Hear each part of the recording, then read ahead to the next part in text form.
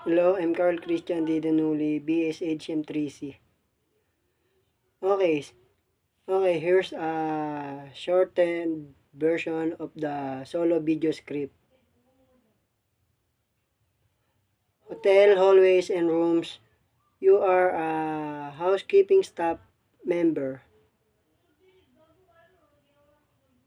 Mabuhay, I'm Carl Christian D. Danuli, showing you how we handle rooms, status, and cleaning. You approach a hotel room's door. Room 205 is a vacant dirty. Time to clean. You enter the rooms. It's slight messy. Let's go. Strip bed, garters, towel.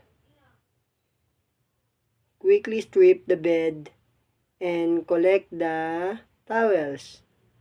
Spray and wipe all surface, including the bathroom. Spraying and wiping. Emerge from the bathroom.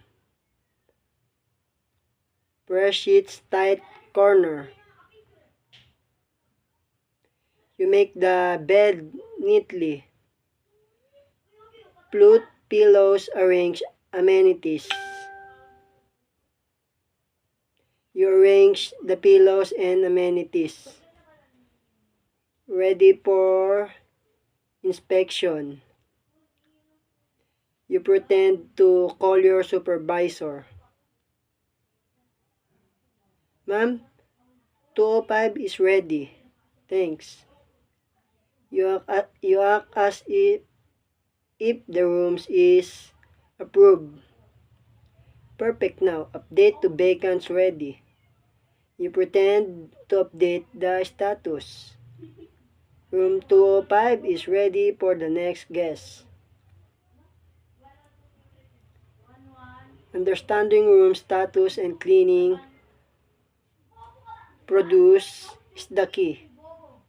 Salamat po. Kumbaga po, ano lang, yung trivia lang po, bago po may pumalit na guest, kailangan linisin muna mas maayos na higaan, palitan ng mga bedsheet o all spray po ng lahat ng pinaka hotel niya para okay ulit. Ayun lang po. Salamat po.